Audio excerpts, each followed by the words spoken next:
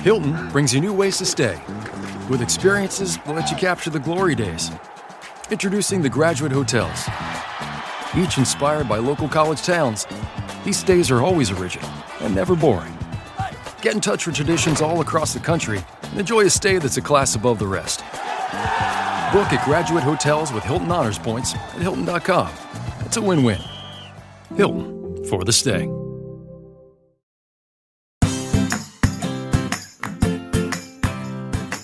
Hi, and welcome back to Realistic Sustainability. I'm Mike, and I'm here with Nick. You know, at some point, you're going to have to mention a different name, even if it's not the real name, because everyone knows you're here with me. Are you sure, though? I hope so. I mean, if not, then where have they been? Sorry, you're going to hear me occasionally clear my throat. It sounds stuffy. I am here under volunteer quarantine. We had a holiday event where someone in the family ended up testing positive for COVID, but I do have my taste, I do have my smell, and I have not had a fever. I think I'm just going to be quarantined for my cold.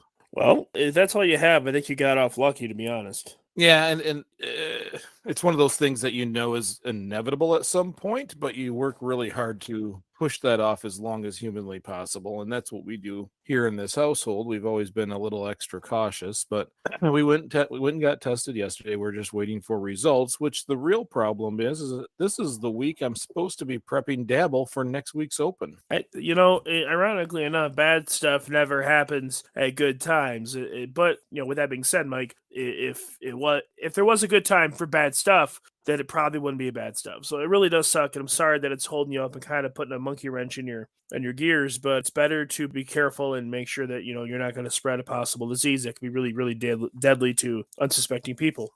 Yep, it is an additional responsibility when you own a building. So we will go through our quarantine process, go through the double testing process. Like I said, we're tested once, and we've scheduled another one for January 2nd. I think we are pushing the quote unquote grand opening to the very first class right now. So January 5th. But if you're hearing this, keep your ears open. It may change. You never know. Well, I mean, it has to, kind of move with what's going on. It's not like people can't expect you just to be like, I'm sick, but the show must go on. You have to, be considerate and kind and always think of the worst possible scenario of what could happen, because you don't want to run the risk of getting people sick. Absolutely. So, well, this show that we're doing today is just our year-end show. This is you and I talking about last year. And we don't have any beer. Okay, fine. Well, it's no countdowns to midnight today. We're just talking about what the heck happened last year. We did 103 episodes between shorts and fulls last year. 103? 103 episodes. Shouldn't it be 104? I mean, shouldn't we have one more? Well, I mean, usually there would be another short, but we missed a week. Oh, you can just blame that one on me. I'll take the blame. It's my fault. Well, there's times that we were busy, and actually I had simply forgotten. I had gotten my Excel spreadsheet wrong and left it out. Oh, that is your fault. It is my fault. So we did 103 episodes on season 2, and we're preparing for season 3. That's exciting. I can't begin to explain how awesome that is. Now, I will tell everybody out there, 103 episodes is a ton of work. So there will be a few changes in season 3. Not many. We will have 4, 1 per quarter, if you will, reruns. But I'll record an opening and closing to let everybody know during then. And we'll take them all the way back from season 1. So we'll start with some of the earlier stuff and hopefully be able to bring that back. And it is just sometimes we need a little bit of a break. Yeah, no, for sure. We do. And I'm going to be honest to everyone, anyone that doesn't know it, they're fixing to. You do 99% of the work. All I do is show up and talk. And sometimes I show up and talk, snort, sneeze, and drink coffee, which I apologize to you for the editing. But it's really something that you do the lion's share of the work on. And so for you, it is a lot. You should find ways to lighten your workload. And I guess I really don't know what else to say about that other than thank you for being awesome. So can you believe that we've gone this long? Because we're now, a year and a quarter. I'm doing realistic sustainability. I also, while you were holding your free food dinner event, we hit 10,000 downloads, which is pretty cool. That is amazing. So I wasn't going to bring that up because this is a retrospective episode, but since you did, I do want to say thank you one more time to not only all the volunteers that were so generous with giving us their time, but to you and Jameson for coming out and helping us have a good time and feed some people. And I can't wait to do it next year. Yeah, for those of you who maybe didn't catch this on earlier episodes, Nick held a free food event. It was a Christmas Eve dinner. Tasty Bits Catering set it all up, and it was just amazing. You probably fed 250 people that day. I don't really know the final count on it. It was, for as high as my anxiety was, it was a very refreshing number. I was happy. I was really nervous. I really, for some reason, thought that no one was going to come. But that was solely due to the short amount of time we set everything up. So I'm really happy with the turnout we got, and I was really pleased to see some of the members of the community helping out their neighbors and picking up to-goes and dropping them off and stuff like that. That was beautiful, and I can't wait to expand on it. And I will be expanding. I have a whole year to plan the next one. So how many bad ideas can I come up with in 12 months? Only time will tell. Well, I look forward to helping again. Hopefully this becomes a regular thing, because it wasn't just myself and Jameson, but even our friends, the Lassard family. There was tons of people. Our family showed up. A lot of people came there to help. Yeah, so they did. And when I first started announcing the dinner, I had a lot of responses from people that wanted to volunteer. And keep in mind, this is back before Halloween, or around Halloween, when I started to post these things about the dinner I wanted to do. And I knew, that Thanksgiving still had to come around. And so generally, and I know this isn't a flat rule across the board, the average family makes their Christmas plans at Thanksgiving. So I knew that if people wanted to volunteer, they had the best of intentions, but their lives would still get in the way, because that happens with me a lot of times. I commit myself to things, months out, and then kind of forget about it, and then commit myself to other things. At this point, I have to rob Peter to pay Paul, because I made too many commitments in my life. And that it's not fair, but it is the way it is. And I don't get upset when people do that, because that's kind of normal. Life is complicated, and sometimes you gotta make the best of a bad apple salad. So there was a lot of people that said they would volunteer, and several of them had the courtesy to message me the day of and say, hey, we really wish we could be there, but we can't be because of this or this or this. And I appreciate the courtesy, so we weren't just waiting around for them. But also, and I really have to send out a huge thank you to the Main Street Flowers here in Montrose. So the lady that owns that, I've never met her, but she wanted to volunteer, and she was going to donate a bunch of centerpieces and a bunch of stuff. And then the day of, her mom got COVID, and so she got a hold of me and said, hey, I'm still going to donate this ham. I'm going to send my girls over flowers, but I can't be there, and I'm not going to take the risk of getting my staff sick. So I've been all day with my mom. I have to get tested, and I have to quarantine, but she is sick. She's like, I'm not going to run the risk of possibly spreading it in case I do have it. And so I thanked her for that graciously, and we went on with the day, and it was a good time, good turnout. It really was, and it was just a fun overall day. I was pretty tired by the end of it, but it was a good, fun day. It was oh Lord. It was wonderful. I keep calling it beautiful, but it was better than I could have ever hoped. And I stood there, oh heavens, about 5:00, watching all of you guys who did the lion's share of the work. You guys really did make up all these to-go boxes. And I was standing next to the one Mason that was there, and he kind of hung out most of the night. And I realized how fortunate I am, because even though some of the volunteers couldn't make it that wanted to, my family showed up. Like, you guys suited up and you were there. And it wasn't even like I never asked any of you guys to actually help. You just kind of was like, hey, we're coming to this. And I was like, great. And here I am thinking I'm going to feed all of you. And literally, you guys just like were a food army. Like, you guys sat there at the line and served people and helped out and did all different kinds of stuff. And it was enlightening. It was humbling, and it was emotion invoking, because I didn't realize how wonderfully gifted I am, and how fortunate I am with the family that I have. And it's truly a blessing that I could never have put into words. And I just can't begin to express my gratitude. Well, and on the other side of the fence, we were all honored to be a part of it. It was a wonderful community event designed to help all around. There was no limitation to who it could help, and who walked in the door, they get fed. And it was great to be a part of it. So also, thank you. But let's start talking about this show. And I want to talk about some fun things that happened last year also. Some of my highlights, and hopefully you'll bring up some of your highlights of season 2. One of the ones that I liked almost any episode that had to do with someone other than us. So I'm not sure how that translates. But when It Austin from Ethic came on, anything we get to do with starting sustainability and Kaylin, and of course, one of my favorite people in the whole wide world, Rob Bogan. Oh, Rob's the man. Love Rob. So I'm over here looking at the list, and I'm like, "What? Which were my favorites?" And it sadly kind of comes out to anybody but us. I don't think that's sad. I think that okay. So being that this show is generally you picking a topic and researching it, or I'll say, hey, I want to look into this, and that we just have a conversation where 70% of it is you educating me, and 30% of it is me trying to assemble some sense of normality and order out of it because I am kind of a putz most of the time. When it's just you and I, there's an air of having to perform. Even if I don't have anything quip and witty that I want to say, I try to come up with something. Which you can definitely tell the things I thought out versus the things that are just ridiculous. Earlier, I said bad apple salad. That's not even a thing that exists anywhere in the world until today. But there it is. I was gonna ask later, But then when you have someone else like Rob or Kaylin or Austin, it takes the pressure off us, and we get to actually talk to someone else. We get to put the spotlight on them, but it also helps us shine a light on other things, other people, and people that are making good choices and working hard towards goals of their own. That a lot of times in these cases are kind of lining up what we're trying to do,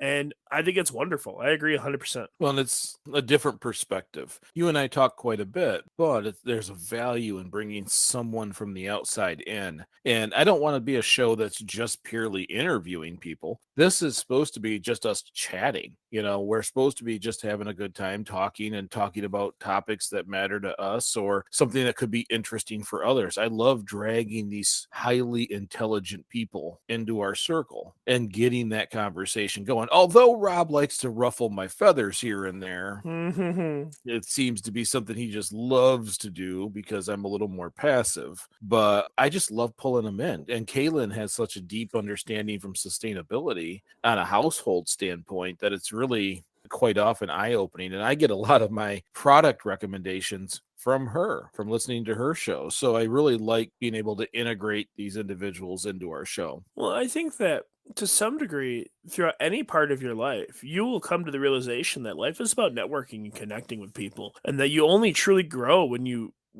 venture yourself out into unknown waters, unknown territories, and like with sustainability, there you can learn so much on your own. But when you do make the connection of someone who's already doing it, who is already doing the same journey you're starting, maybe they're a little further, maybe they have tips and tricks, maybe like with Kaylin, she's got all these things that she has already kind of vetted and knows that this is more up to speed with what she's trying to accomplish, so she can say, hey, that's great, but look at this, let's try this, or have you done this, or what do you think about that? And I think that's awesome, because I think that if we all did that for each other in life, no matter what it was, we'd all get a lot further, a lot faster. Yeah, I mean, we joke about sustainability. It's talking about it takes a village, but in almost anything in the world, it takes a village. And the more of these interconnections we have with curated culture, starting sustainability, or even ethic, or the browser plugin, the more we learn, the more perspectives we get, the more discussions we get to have. Because let's face it, I may like to talk a lot, but there's only so many things I can talk about. Well, there's a difference between liking to talk a lot and having something to say. I talk all the time. I very rarely have something to say, and it's not remotely close to the same thing. And so I think when we have more perspective, in the mix, more people that are gonna give us their 2 cents, we'll have less talking but more things to say. We'll have more conversations with kind of meat, and I think that that's something that we're all going to benefit from. And I do actually, something you just said, I completely agree with. It takes a village applies to every single thing in your life. Everything. There is not a single thing in your life that you could do better than anyone else. And if you did, you find that one thing, that means you can teach and improve everyone else at that one thing. So now you are part of the village. So regardless of how you look at it, it does take a village. It does. It's a great way to understand sustainability, because in sustainability, it isn't all about us. It's about we. It's about everybody. That you're right. If you have something you're really, really good at, there should be an internal need to share that. Or when someone asks, that's the whole concept of Dabble, giving a place where someone can share a skill so that we could all have those skills. Another thing that I liked about season 2, although it was terrifying to me, was the live show. Oh God, that was fun, wasn't it? I was terrified. I am not great with that kind of stuff. And we had tech support problems the first time we tried it. We tried something new. And we even had some technical issues on that episode towards the end because my internet just got tired and decided it was done. So yes, you're right. But okay, so no matter how much you pay for internet, if it's provided by Charter or Comcast, it's gonna suck. So it's not consistent. It only works when you don't need it. And I don't know, man. I really enjoy the live ones. I like the bantering back and forth. I like having Jamie's input and having Rob's input. And I don't think that it would have the same magic if we did it every single week. I mean, it might, but I think that it would start to die down and not necessarily fizzle out per se, but it would hit a rhythm, a dull, boring plateau quite quickly. But having them to kind of spice things up here and then, or like having them interchangeable, like your short series with Rob when you guys having those conversations, like it's awesome, and it made the live show a blast. I'm sorry that you were nervous, and I'm sorry that you were scared, but being that you're a Gen Xer and you grew up with this technology, you should be the confident one. Oh yeah, I went there. Yeah, you would think I would be, but I'm not. I'm absolutely not. I do what I can. It's even hard enough for me to do the shorts when I'm not talking to someone. You can see a distinct difference if you're listening to the show on the shorts where I cut up the interview town hall with Rob versus the ones I do by myself. I've got to find a way to pretend like I'm talking to someone. Yeah, I get that. And the other thing that I had wrote on my notes for things I enjoyed over this last year was being able to talk about Edible Landscape Project and the feedback that I get from others and the excitement that I received in some of the messages. And that is just an additional Yahoo for the project because it did go well and it was a good showing this year. And it is nice that listeners also agreed. It didn't get the EV kind of response that you could get on a project like that. I say the EV response because we're still we'll get there. Getting hate messages on we'll get there. I'm vehicles. going to talk about that, so we'll get there. Okay, well, okay. Why don't you tell me some of your favorite moments of 2021? Well, you already let the cat out of the bag with the first one, and that would be the edible landscaping. Because when you and I first started talking about the edible landscaping thing, when it was still just an idea, we were sitting at the Chamber of Commerce in Durand when we were actually meeting in person for this. It feels like it's been so long, and it was wonderful to see a good idea start, manifest itself, have the things put in place to make it a reality, and then to have it succeed. Now, that may not ring as important in some people's minds when they hear it as it does mine, but being as someone who I have a million ideas and I only ever move forward with maybe one a year because I just don't have the time it takes to dedicate to them. I know what it's like to be like, oh, well, this is what they should do. This is a great idea. And then you just put it on the shelf and forget about it. Like to see that you actually went forth and did it and went forward and were able to actually implement it and manifest it into reality it was magical. It was really quite special to be part of that. Even if I was just cheering from the background or telling you like outlandishly ridiculous things that probably weren't relevant, but I thought were kind of cool. I loved the conversation about the apples. I know that you and I had talked in one of our earlier podcasts about apples a lot. So when Edible Landscaping came around, I was champing an apple tree. I will buy it for the city of Durand if they plant it next year. I think that it's wonderful. As easily my favorite thing of the year. The second one, was the EV crisis. Or as I call we were just playing around debacle of 2021. I don't understand why we are still getting just lambasted by people that hate us, but we are. So that's fine, and it's funny, and it's interesting the perspective or lack of perspective that people have. They just react to it coming across their news feed. And one thing that I will say about it, I don't want to talk about it too long, is that I understand the way Facebook works and you pay for, advertising and stuff, and they just plug things into people's news feeds based on the analytics you provide and that coincides with the stuff people tend to look up and spend time on. But like, I've never hated something so much I feel I need to comment on it, like ever. Right. And so to see the energetic response we got was comical. At first it was kind of scary, and then I just started funny.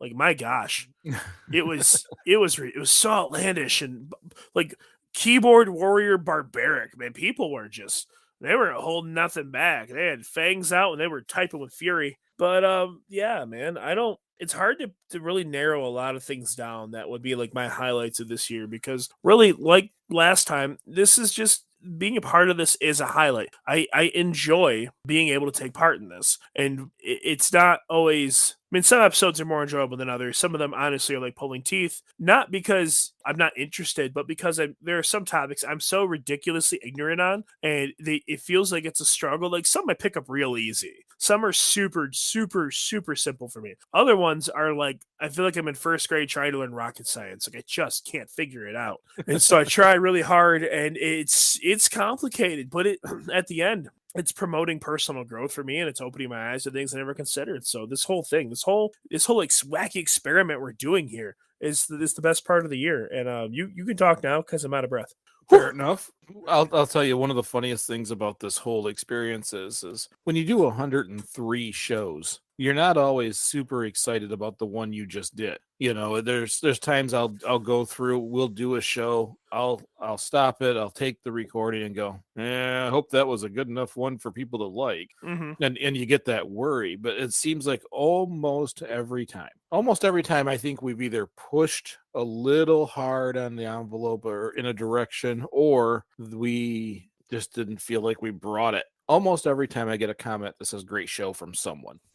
Someone's out there, and I don't get it for every show. I don't get compliments on every single show we do, but it seems like almost everyone that I'm concerned about gets a comment that says great show. Well, I think that that's awesome, but I think that honestly, when we have the shows we're concerned about, generally, well, if I'm being honest, it's because I took us off the rails and went off rants and threw a fit and acted like a 5-year-old, and you're welcome. But I think it's because in those shows we kind of jump off the format and go a little, whether it be a little eccentric with how we react to things, or we just get like really off topic and go down a rabbit hole and start talking about something else. But we kind of let more of our personality show, and I really think that appeals to people. I think people like the idea of that they're listening to other people and that we're not like a produced show. I mean, you do the production, there is producing, but it's not like I don't have someone doing my makeup telling me what to say. Nothing I say is scripted at all. You can hear me stutter and make mistakes all the time. Heck, I swore on an episode and I was horrified that you left it in. So I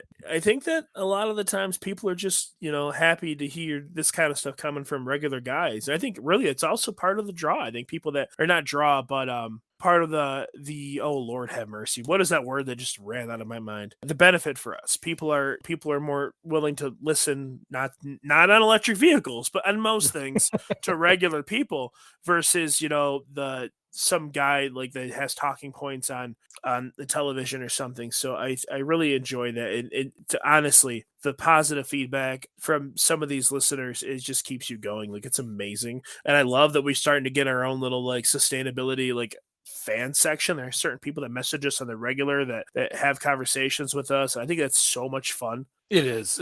That's one of my favorite parts about just being part of the whole show. The other part is I like to sit and just BS with you, and that's kind of what this is. Although I say I write shows, I write bullet points. I write notes. I don't write a whole show. We don't script a whole show. It is sometimes if someone looked at my notebook, you would see sections that were we got ranting about something, and half the show that was written didn't even get put on the show because we took a different direction. I circle it for later. Maybe we'll come back to it. Maybe we won't, but it is what it is. We're just chatting. Well, you're right. And I would like to point out, though, that when you say that you write shows, I don't get to see that. I don't get to see his notebook. I have no idea what he has down for bullet points until he says them. And so I have a tendency to think out loud. So as we're having conversations, as new ideas are coming into my head, it's a direct head to mouth, route. There's no filter in between, because I do believe that to think about something with perspective, you have to get it out of your mind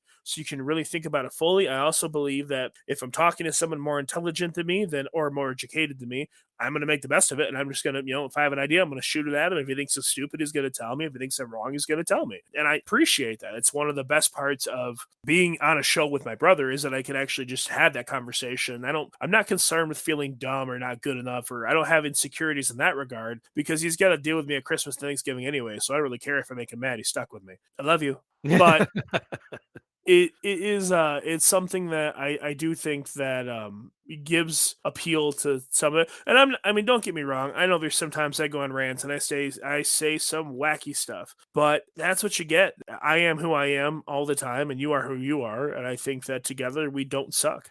Well, and that's a ringing endorsement. It is for me. Be a heck of a t-shirt.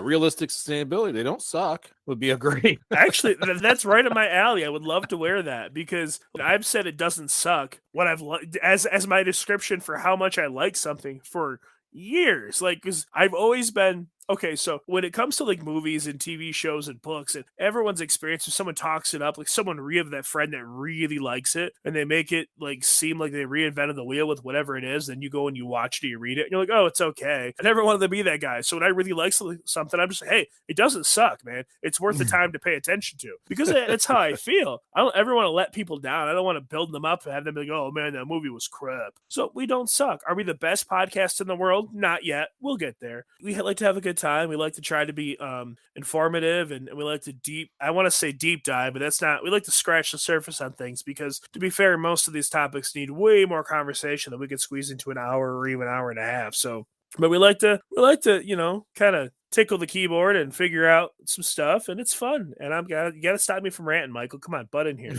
Well, and as we get more and more topics covered, we can then go back and loop back to some of those topics and maybe dig into them a bit more. Some of them would be very interesting. Hopefully we'll bring entertaining things. But another thing I liked watching this whole last year is our show growth. I'm always honored when I see, like what I just said, we had 10,000 downloads, which is a pretty young podcast, but for us a big deal. The fact that in the rankings all the time we pop into this one or that one, but even my brother-in-law likes to make jokes about we are almost consistently in the top 10 in Hungary week over week over week, and he's always making jokes. You know who this guy is? If you lived in Hungary, just little. But it's humbling and it's an honor that we can even see those kinds of things, and that there are people listening all over the world to you and I literally just chatting. Yeah, I agree. It is something that I've never been one to ever expect.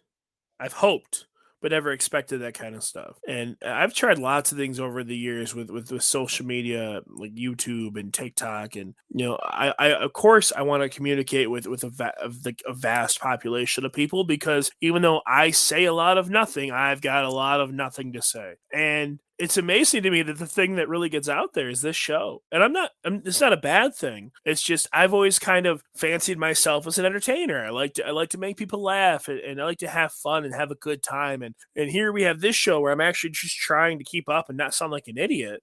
And this is the one that, people like, they listen to and they like, and they want us to do more. And we get comments like, hey, I wish you were here on this one. We miss you. Or the one guy called me Drunk Nick or something like that, and Tipsy Nick or whatever it was.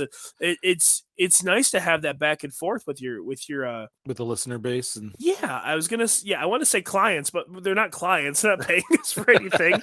I don't really want to go so far as fans. Like, I don't want no one like having our poster on the wall.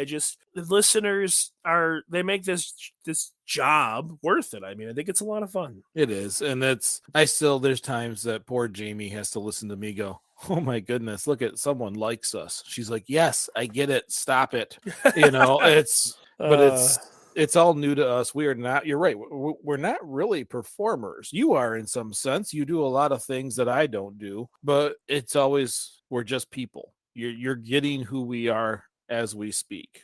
Now, as we prepare for next year, there's a few things that I want to remind other people, just in case they've been listening to us for the long haul. If you're preparing to do your own edible landscape project, you start having that conversation with your city in January. You start it almost immediately. You got to get a hold of your city hall and get yourself put on the next meeting so that you can speak. So I want to remind everybody, if you're planning to do that and you want to have ownership of your own edible landscape project, now's the time to start planning that. Not only will you be starting to grow plants in February, you have to get all your city approvals, and you do that as quickly as possible.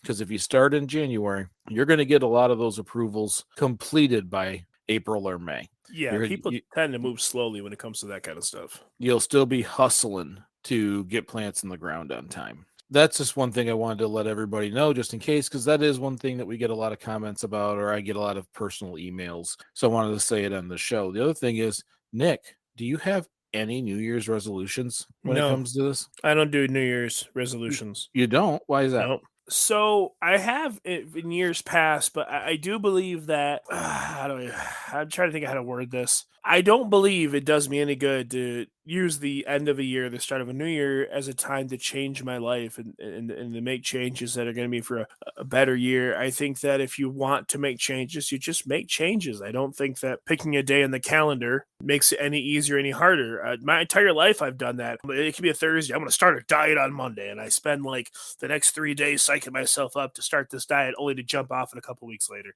So no, I don't make New Year's resolutions. The only resolution I make to myself consistently is that every day I strive to be better than the day that I was the day before. So my resolution is just to keep trying to improve. I do have some things that I'm going to be trying to do. I have a new project I'm working on for 2022.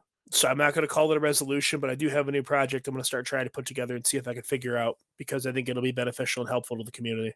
Excellent, excellent. So you've gone through a full calendar year at Realistic Sustainability. What would you change? Like if I could go back, Mhm. I would have read more, did more homework on some of those topics. I don't know if I would change anything other than the fact I do wish I would have been a little more, brushed up on a couple of the topics. I'm honored to be a part of it, and I don't think I would change it. I would never change it in a way that would take me out of it, but as comfortable with feeling ignorant as I am, there's a couple things that just, like I said, hurt my brain. So I'd brush up a little more, maybe do a little homework, actually read more words than the word Google, because Lord knows I don't read enough. All right. Well, next year we hope to have another 103 episodes ish. I say ish. I planned 103 episodes, 99 of them being new, 4 of them being reruns spread over the whole year, like taking them from season 1. We hope to continue to have fresh, enjoyable, and engaging content is really all it is. So if you're listening to this and you have a topic, send it to us. Not that we don't have topics lined up, because I'm a weird guy with an Excel spreadsheet and has us booked all the way through mid season 3. Oh, But sweet pecan pie, is that the truth?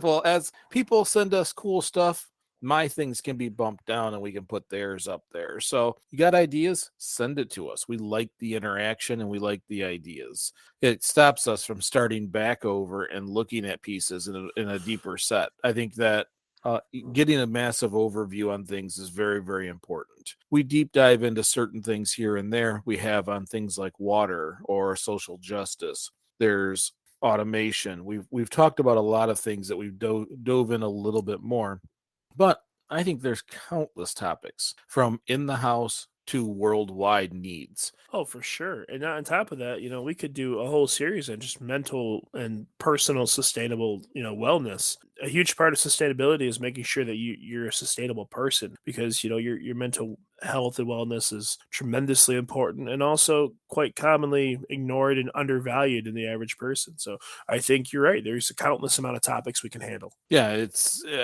we should never actually run out of something to say. There's always something, and just when you think it might be harder, something in the world will happen. Something will happen, and we'll have a current event. There'll be something that can get us talking, and it's sustainability. Honestly, very few, compared to the whole population, very few focus on it. So there's a lot to be learned. Everybody listening to this right now, you're kind of in the pioneering stage of sustainability. And at some point, governments all over the world are going to kick in with us. So, and if you noticed, Nick, you were talking about the things you wanted to do, and it was that little bit. Yeah.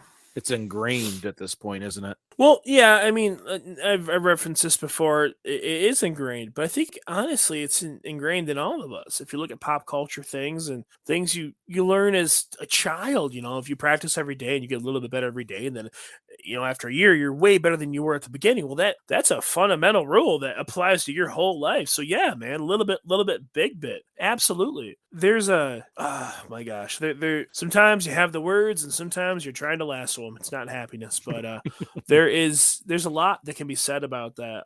And for me, I'm not really going to try to change the world in the regards to, while I do believe the world needs to be saved, but there's so many things locally. Like, we're having these podcasts, we're having these conversations, and that's locally to me. I mean, could anyone in the world listen to it? Absolutely. But I am talking to my brother about things that we need to change, or things we could improve on, or, different areas that we're not living up to what we probably should be doing. And that's local change. That those changes directly affect my personal life, and like dabble, or like your edible landscaping, or like with the community dinner I did. That's local. That is helping sustainably support your local community is what I was trying to say there, and that is beautiful. It is absolutely wonderful. Well, it is also doing is more than saying. We always have something to say, but we have to start doing more. If we want people to see sustainability as something that is actually viable, then we have to start doing, not just talking about it. And the podcast, which is funny because we're in a podcast, we can literally just talk about it. But since we've started the podcast through now, we're doing those things. And every once in a while I get messages from others who are doing those things. And that is probably the best thing that we can see from others, is this need to feed the community, the need to help those around us, not just ones we agree with, everyone. Well, I am of the mindset as an adult, if I want, oh my gosh, if I would want certain things afforded to me when I was in a bad situation, then it is my responsibility as a man, as a person, as a citizen of the human race, to provide those to other people when I'm able to. Does that make sense to you? Yeah. I mean, you there's not a time that you're always able to. Well, I think that, like, so with the community dinner, if I were alone and by myself, or hungry or in need on a holiday, I'd want to be able to go somewhere and eat, and we didn't have anything like that, so I wanted to do it, because I think that when you treat everyone, and I mean everyone in the world that you meet, the way you want to be treated, not the way you think you should be treated, but the way you want, the way you treat people like they are someone you could or would care about. That's the way you should be treating yourself. If everyone did that, if we all just made the world a little bit better around us, man, I tell you, it'd be a whole different place to live. And so, yeah, absolutely. There's a lot of this that hits home for me, because I think that if we start local, and we take care of our communities, and we do what we feel needs to be done, because it needs to be done. If you shoulder that responsibility, you'll find that you actually enjoy doing it. I love helping people. Now, not always saying everything I do is helpful. Sometimes I make things worse. I'm not perfect, but I try. Yeah, it's a very fulfilling thing. I always tell everybody, when someone wants to give you something and that person says no, no, no, because they have that fear that someone may see them as someone lesser because they took the help, I always remind them, that person who's giving is getting that fulfillment. Don't rob them of that. And if we do that on a community basis, if every person looked out for each other, sustainability, sustainable thinking, all these things that we've been discussing over the past year plus create an immunity to what we see in the world. The hate, the anger, the pitting each other against each other, the stuff you watch on television, all these things that are being used to cause conflict or confusion. It becomes irrelevant because it doesn't fit to what you see in your community. People start to bind together, they start to work together, they start sharing ideas, and you're not just left or right, or you're not just this team or that team. You become a person with a la carte thought, and you can work together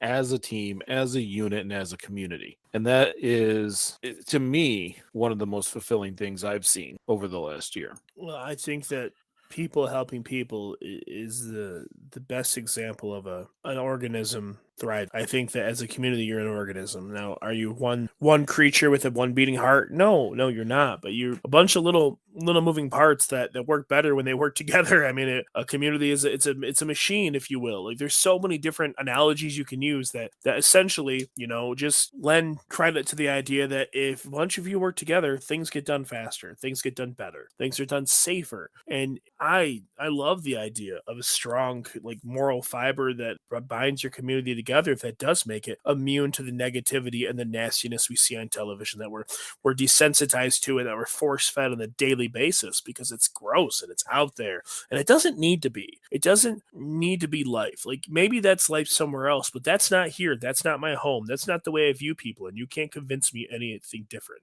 Right.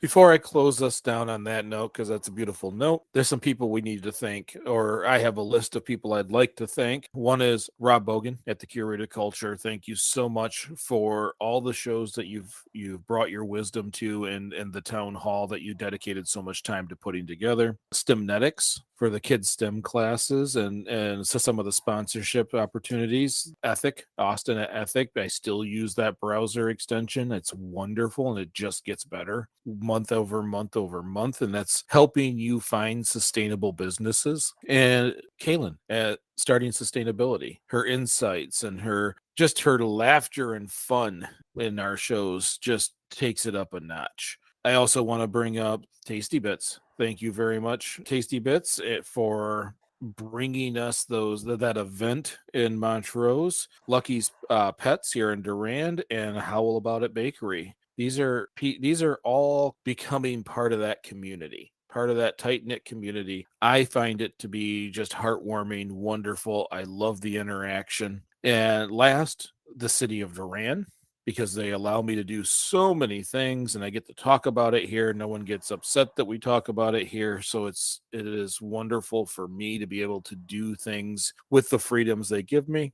And of course, every single listener and our families. Our families have to put up with us not being around a lot because we're recording or writing or doing different things on top of other projects that we have, the Dabbles and Tasty Bits of the world. It is challenging for them, and we try to loop them in as much as possible, but they do have to deal with us being away. And for all the listeners out there, we're just humbled and honored. Over 60 countries. It's really just something I've never fully wrapped my mind around. So that's my list of thank yous for 2021. By you saying your list of thank yous, now I feel pressured to have a list of thank yous. I would like to copy and paste Mike's list of thank yous to mine, but no, I for starters want to thank you. I want to thank you and the time you spend writing and editing and doing everything you can to make sure we sound better than what we really are. And I appreciate that because this is a whole lot of fun. I appreciate Rob and everyone that has lent their time to us. I don't even know what to say. I'm just kind of overtaken by it. It's so awesome, and I'm just thankful for everything that has happened and everyone that's been a part of it. And I hope they're excited, at least as excited as I am, because there's a lot more to come, man. This is just the beginning, and I think even if we were 10 years in, it's just the beginning. Like, we're not stopping anytime soon. This is our gig now, and it's gonna be a wild ride. Well, and I had someone ask me just recently, so when are you guys going to stop doing episodes? And I said, when people stop listening. As long as someone's listening, Nick and I will get together and we'll have these conversations. If the number stays at 0 and it stays there for a long time, then we could probably stop. We'll probably still have the conversations. We'll just quit recording them. Like, Nick and I will never stop talking. So as long as microphones exist, they will always happen. So everybody, thank you so very much. That's all we had for this week. I know there was no real sustainability topic, but we wanted to take a moment and just say thank you and talk about what's happened over the last year, and really just start looking forward to what we can bring of value next year. And thank you for joining us on this little journey, because I'll tell you, I had no idea what I was getting into when I started this. And I love the fact that you just said edit and make us sound better than we are. Because if you ever see us live, you're going to hear me say 433 times. And we both have stutters. So Oh yeah, for sure. My mouth, like, you can literally watch my brain buffer. Like, I get stuck. It's ridiculous. So we do try to clean it up to the best of our ability, but I'm sure it peeks through periodically. Thank you for your patience. So that's all we have for this week. If you liked this episode, share it on social media or with a friend. If you want to support realistic sustainability, you can do that. You can do that through our Anchor site or going to greeningyourlife.org. And you can support realistic sustainability for as little as $1 a month. Thank you for those who already are. It kind of makes us feel like there's value in what we're doing.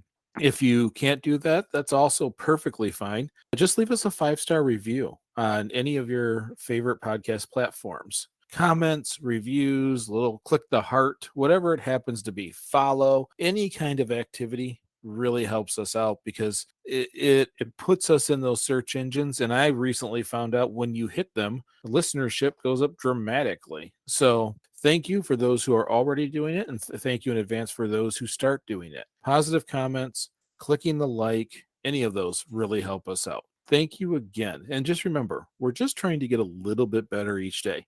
Little bit, big bit. I'm Mike. And I'm Nick. And we'll see you next year.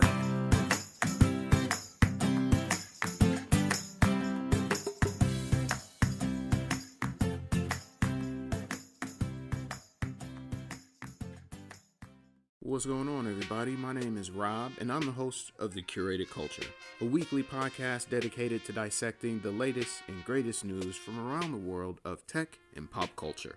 Now, we all know the internet can be a busy, noisy place, so let us calm that noise for you. Join us as we discuss the latest and greatest topics from the people and sources that matter most. Check us out every Thursday as we jump into fresh, original content, new interviews, and a host of other subjects that we know you'll find interesting. So jump into whatever your favorite podcast app is and search The Curated Culture. Make sure you subscribe to the show so you don't miss an episode. And in the meantime, we'll catch y'all on the air.